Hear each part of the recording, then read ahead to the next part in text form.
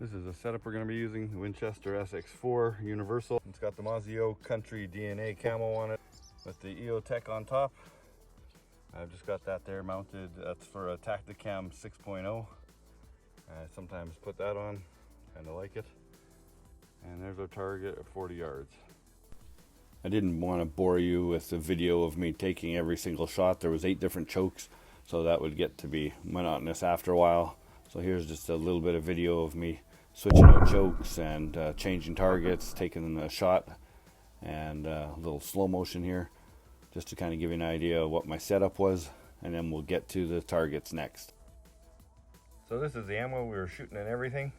I really like that. It seems to work well. A little bit hard to find, but if you can, give it a try. I think you'll like it. All right, let's get down to business. So we have 8 chokes here. The first one, no surprise, the skeet choke. I think that was a Carlson. I mean, it's not made for this, especially at 40 yards, so they're spread out pretty good. We had one inside the red circle, and then that's where I was aiming on every target, and then the black circle, that's where the most pellets landed, so in a 10-inch circle. So we had 62 outside, 1 inside, 11 in the black circle.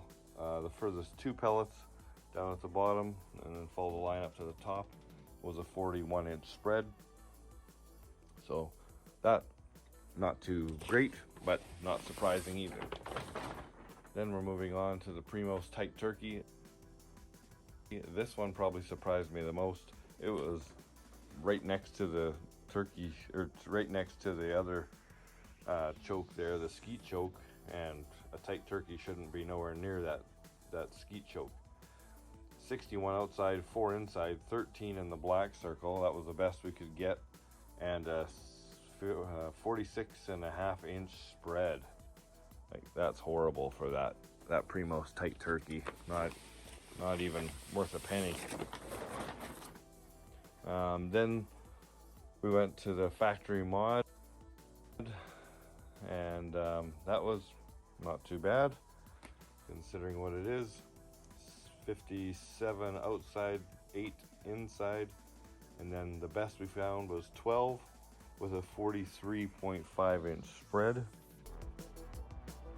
Not too bad. A decent pattern. And then on to the factory improved cylinder. That was actually pretty nice. I might use that. That's a nice pattern there. I like that for 40 yards for that one. I think in the bush that might work really well when I'm in a little bit more tighter quarters. So 53 in the outside, 14 in the inside, 18 was the best we could do with a 44.25-inch spread.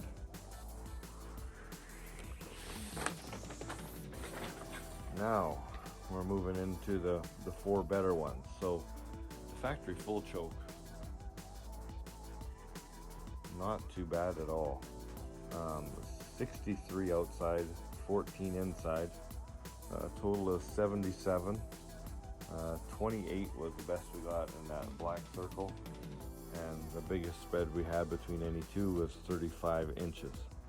So that's pretty good for a factory full choke. I was quite happy with that, 35 inches.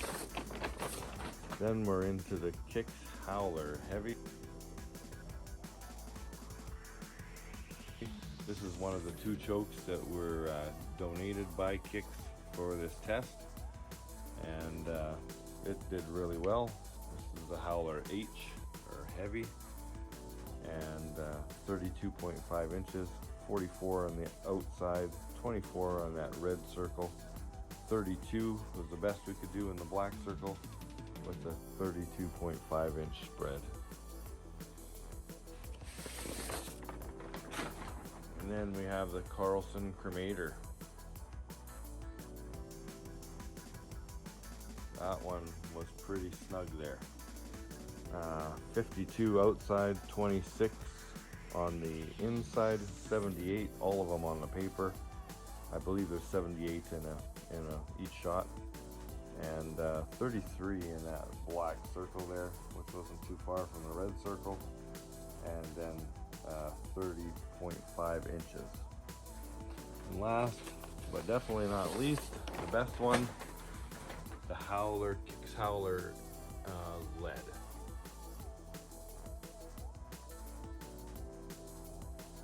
So that one there, that's the one I used last year, and it worked really well. You can see it's sighted in for my gun. The red circle and the black circle are just about on top of each other. 47 outside of the circle, 31 inside the red circle, 34 in the black circle, so we only gained 3 more pellets when we moved the circle because it was so good. At 26.25, all at 40 yards, just about everything in 2 feet, just a hair over 2 feet. So that's why right now, currently, I really like that choke. It keeps everything nice and snug and works really well. So here's all the numbers side by side crunched for you. In our next video, we're going to be looking at the Muller chokes and see how they compare to the kicks, and go from there. If you haven't watched any of Joel Strickland's videos, I'll put a link below. He's got some amazing information on chokes and shotguns in general.